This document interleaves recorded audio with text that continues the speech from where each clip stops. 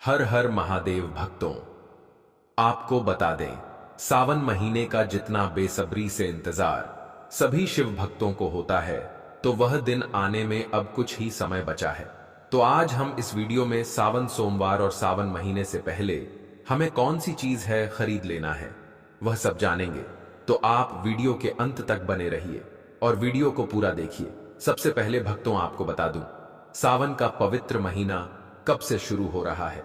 11 जुलाई से सावन पवित्र का महीना शुरू हो जाएगा और इस महीने में सोमवार कितने पड़ रहे हैं, कुछ लोगों को तो यह भी नहीं पता। तो आज की इस वीडियो में हम ये भी जानेंगे कि सावन के पवित्र महीने में कितने सावन सोमवार पड़ रहे हैं और किस तारीख को पड़ रहे हैं, कौन सा सोमवार किस डेट को पड़ेगा। आज हम इस वीडियो में सभी प्रकार की जानकारी को जानेंगे। वैसे तो सावन सोमवार हमेशा 4 ही पड़ते हैं, पर कभी कभी 5 भी पड़ जाते हैं, परंतु इस बार जो कि 2025 में पड़ रहे हैं वह 4 ही पड़ रहे हैं। तो भक्तों, अब जान लेते हैं, सावन का महीना शुरू होने से पहले कुछ चीज आप मंगाकर प्लानिंग करके रख लीजिए। पहले तो सबसे पहले सबसे महत्वपूर्ण चीजों की आपके घर में होना ही चाहिए गंगा जल। गंगा जल सावन के महीने में घर में होना बहुत जरूरी है, क्योंकि बिना गंगा जल के पूजा पूरी नहीं मानी जाती। तो आप गंगा जल पहले ही मंगाकर रख लीजिएगा, और अगर आपके घर में पहले से ही रखा हुआ है तो अति उत्तम है। अपने घर में गंगा जल जरूर रख लीजिए, बहुत ही मतलब नहीं है। कभी किसी दिन गंगा जल रहेगा तो सभी परिवार मिलकर या खुद जाकर गंगा जल थोड़ा सा साधारण जल में मिलाकर आप अभिषेक कर सकते हैं। तो आप लोग गंगा जल जरूर कहीं ना कहीं से व्यवस्था कर लीजिए। चलिए अब दूसरी चीज भी जान लेते हैं। दूसरी चीज वह है कि अगर आपके घर में शिव जी की कोई फोटो या प्रतिमा नहीं है तो आप बाएं मार्केट से जरूर खरीद लीजिएगा, और अगर आप मार्केट से ना खरीद रहे हैं तो किसी मंदिर से खरीदें तो वह ज्यादा उत्तम रहेगा। और आप एक छोटी सी शिवलिंग भी उसके साथ जरूर खरीदें, क्योंकि इसकी पूजा करना भी जरूरी माना जाता है। कहा जाता है कि सावन के पूरे महीने में अगर आप शिवलिंग का अभिषेक करते हैं, दूध से ही अभिषेक करते हैं, अगर आपके घर में दूध भी नहीं है, अगर आप थोड़ा सा गंगा जल लेकर भी अभिषेक करते हैं, तो समझिए शिव भक्त आपसे बहुत ही ज्यादा प्रसन्न होते हैं और आपको हमेशा सुख समृद्धि का आशीर्वाद देते हैं। नंबर 3, सावन के महीने से पहले आप एक और चीज जो कि सावन के लिए बहुत जरूरी है, खासकर उनसे भक्तों के लिए जो व्रत रखेंगे, तांबे का लौटा। तांबे का लौटा आप पहले ही जरूर खरीद लें। अगर आपके घर में पहले से ही है तो ना खरीदें, आप उसका ही उसे कर सकते हैं और उसकी अच्छी तरीके से साफ करके पहले ही आवश्यक रख लें। तांबे के साथ एक पीतल का लोटा भी आप खरीद सकते हैं अगर आप चाहे तो, और अगर आप ना करना चाहे तो कोई जरूरी नहीं है। आप तांबे के लोटे से भी पूजा कर सकते हैं, क्योंकि आपको बता दो, तांबे से शिव जी को केवल जल आप डाल सकते हैं, लेकिन उसमें कुछ मीठी चीज डालकर या दूध डालकर आप अभिषेक नहीं कर सकते। लेकिन करने वाले इससे कर रहे हैं। ऐसा माना जाता है कि उसमें आप जैसे हो रही है, चीनी वगैरह डाल देते हैं तो मदीना के समान हो जाता है। दूध को भी कुछ लोग डालकर तांबे से नहीं करते हैं। तो अब देख लीजिएगा, पीतल का ही खरीदनी पड़ेगी, इस बात का ध्यान रखिएगा, ठीक है। नंबर 4, यह खासकर महिलाओं के लिए है, क्योंकि सावन का महीना हरियाली का प्रतीक माना जाता है। तो हरा रंग कितना महत्वपूर्ण है, यह तो आप जान ही चुके हैं कि हरा रंग मन में खुशी और खुशहाली का प्रतीक माना जाता है। कहा जाता है कि हरा रंग महादेव को अत्यंत पसंद है, और अगर कोई व्यक्ति पूरे सावन में हरे रंग के वस्त्र पहना है तो महादेव उससे बहुत ही ज्यादा प्रसन्न होते हैं। तो अब तक आप समझ ही चुके हैं कि हरा रंग हम किस बारे में बात कर रहे हैं। हरा रंग मतलब महादेव के लिए माना रंग सूट साड़ी वगैरह चुनरी प्रिंट। सावन में हरे और गुलाबी हो, नीला पीला चुनरी का बहुत अधिक महत्व है। रेडी करके रख लीजिए, पूरे सावन कोशिश कीजिएगा। हरा, गुलाबी, लाल, पीली चुनरी। एक और जरूरी बात, अगर आप हो सके तो जो सावन के 4 सोमवार पड़ रहे हैं, उन 4 सोमवारों में आप हरा रंग जरूर पहने। अगर पूरे महीने संभव नहीं है, कोई व्यक्ति पूरे महीने नहीं पहन पाता है, तो उनके लिए भी बता देते हैं कि अगर पूरे महीना आप हरे रंग के वस्त्र नहीं पहन सकते पीले रंग के वस्त्र नहीं पहन सकते तो आप उन 4 सोमवार, क्योंकि महादेव के लिए माने जाते हैं, तो आप उन 4 सोमवारों में भी हरे रंग के वस्त्र पहन सकते हैं और उन वेस्टर्न को पहनकर ही पूजा करें। अगर आपके पास सारे रंग के वस्त्र ना हो तो आप पहले ही सिलवा लें। और एक और जरूरी बात, भक्तों, अगर आपके घर में कोई मांस मुद्रा का सेवन करता है तो आप सावन महीना शुरू होने से पहले एक और चीज पहले ही खरीद लें। अगर आपके घर में 2 चूहे वगैरह नहीं है, एक ही चूल्हा है और इस पर मांस मुद्रा का सेवन खाने के लिए बनता है, तो आप ऐसा ना करें, क्योंकि सावन का महीना पूरे साल भर में एक बार आता है, तो हमेशा नहीं करना चाहिए। भक्तों, आप एक चूल्हा अलग से खरीद लें और जैसे आपका व्रत फरार वगैरह खाना जो भी बनता है आप उसे पर बना लें, क्योंकि व्रत भारी को जी चूल्हे पर आपका मांस वगैरह बनता है, उसे चूल्हे पर फरार वगैरह नहीं बनना चाहिए। तो आप एक छोटा सा चूल्हा या फिर ओवन खरीद सकते हैं, आपके लिए उत्तम होगा। और अगर आपको उससे संबंधित कोई भी डाउट हो, कोई भी प्रश्न हो, तो आप हमसे कमेंट बॉक्स में पूछ सकते हैं। हम आपको उसका रिप्लाई अवश्य देंगे और आपके सभी प्रश्नों का उत्तर बखूबी से देंगे। तो भक्तों, आपको किसी भी बात की चिंता करने की कोई आवश्यकता नहीं है, क्योंकि हम आपके लिए इतनी ज्ञानवर्धक जानकारी इकट्ठी कर रहे हैं, तो इतना तो हमारा भी फर्ज बनता है कि हम आपके सवालों का जवाब दें। दोनों चीज बनाने चाहिए, वर्णन नहीं बननी चाहिए। इस बात का आप लोग ध्यान रखिएगा ना। उसे पर बनानी चाहिए। अलग बर्तन रखिए, सेपरेट चूल्हा रखें तो ज्यादा बेहतर होगा। इंडक्शन चूल्हा वगैरह ले लीजिए, इसका 1-2 बर्तन ले लीजिए, लेकिन कोशिश कीजिएगा लिमिट में आप खरीदनी है। और नॉनवेज वगैरह सावन में बिल्कुल मत खाइएगा। जिनको भी जो कहते हैं तो खाने नहीं चाहिए, लेकिन मान लीजिए जो कहते हैं किसी के घर में लहसुन प्याज ही नहीं पड़ता है, तो नॉनवेज तो बहुत दूर की बात हो गई। तो आप लोग जरूर बताइएगा। और अगली चीज आपको क्या खरीदनी है कि चूड़ी वगैरह, हरी चूड़ी और लाल चूड़ी रख लीजिएगा। पहले सोमवार के दिन ही माता गौरी को चढ़ा देनी है और चढ़कर पूरे सावन में हरी चूड़ी पहननी चाहिए। अगल बगल मतलब आगे पीछे आपको लाल चूड़ी भी माता पार्वती के लिए डाल सकते हैं।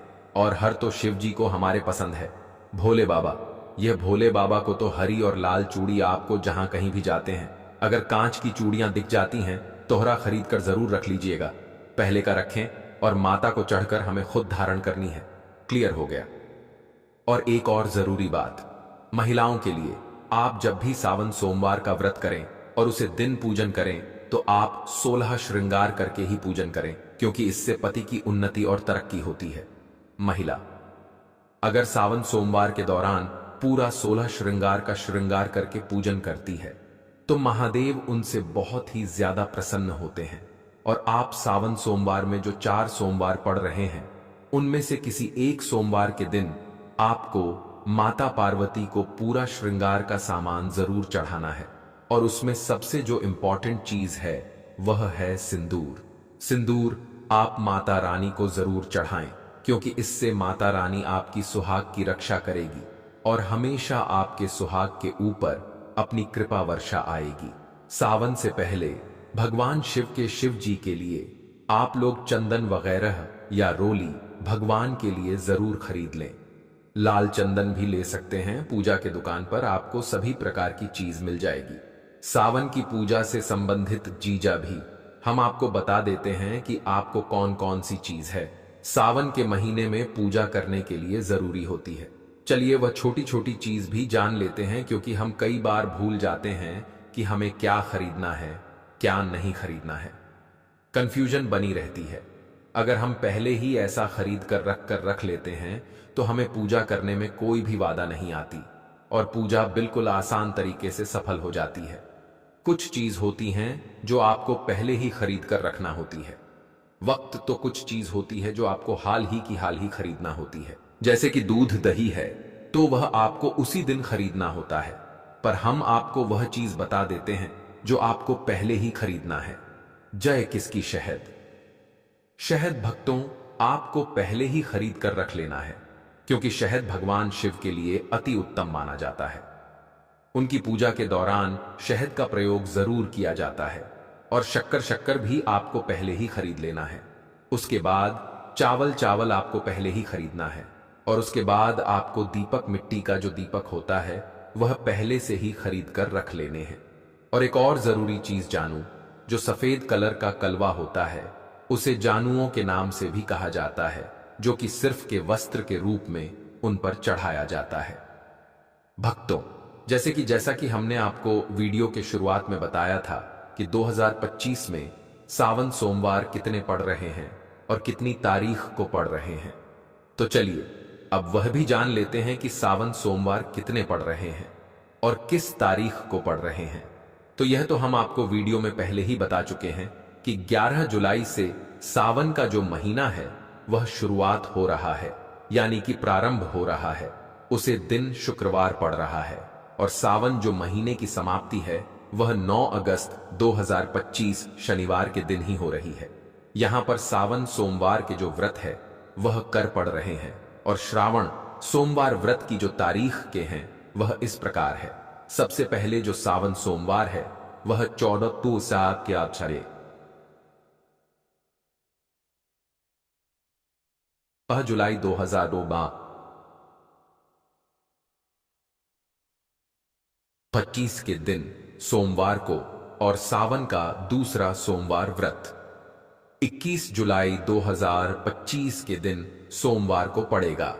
तीसरा सोमवार व्रत 28 जुलाई 2025 के दिन पड़ेगा, जबकि चौथा श्रावण सोमवार 4 अगस्त 2025 सोमवार के दिन चौथ सावन सोमवार पड़ेगा। तो यह थी वह सावन सोमवार से संबंधित जानकारी जो कि हमने आपको बताई। भक्तों, अब जान लेते हैं आपको सावन सोमवार के दिन कौन सी गलतियां भूलकर भी नहीं करनी चाहिए, इससे भगवान शिव जी आपसे रूठ सकते हैं।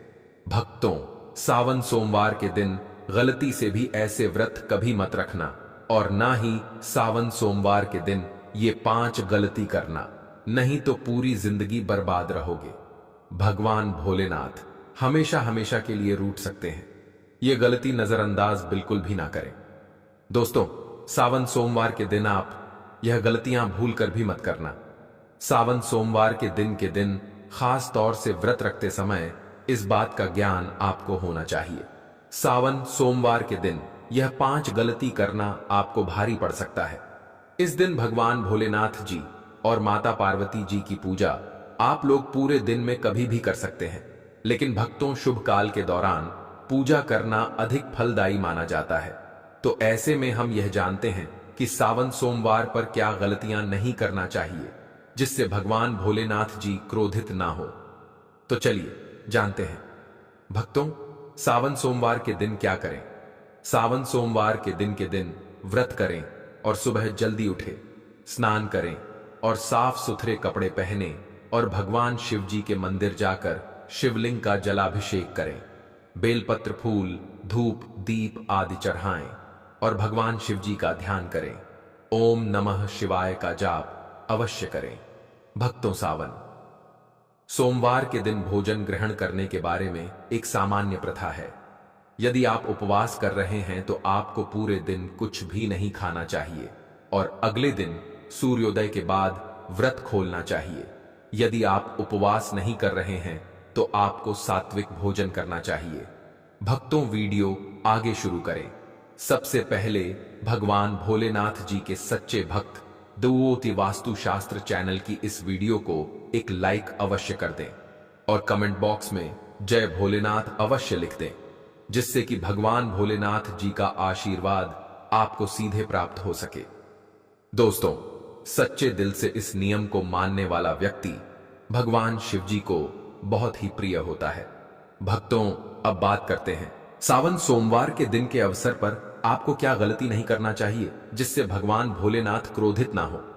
भक्तों, चाहे कुछ भी हो जाए, सावन सोमवार के दिन मांस मदिरा का सेवन गलती से भी मत करना, नहीं तो आपके साथ कुछ भी हो सकता है। सावन सोमवार के दिन देर तक कभी ना सोए, इससे आपका भाग्य बिगड़ सकता है। भगवान भोलेनाथ जी रूठ सकते हैं। सावन सोमवार व्रत में आपको दाल, चावल या गेहूं से बने पकवान नहीं खाना चाहिए। दिन आप सिर्फ फल, दूध, चाय और कॉफी ले सकते हैं। दोस्तों, अगर आप भगवान भोलेनाथ जी को प्रसन्न करना चाहते हैं तो इस दिन काले कपड़े भूलकर भी मत पहनना। इस दिन जितना ज्यादा हो सके भगवा रंग, यह लाल रंग का ही कपड़ा पहने, बहुत ही शुभ और मंगलकारी माना जाएगा।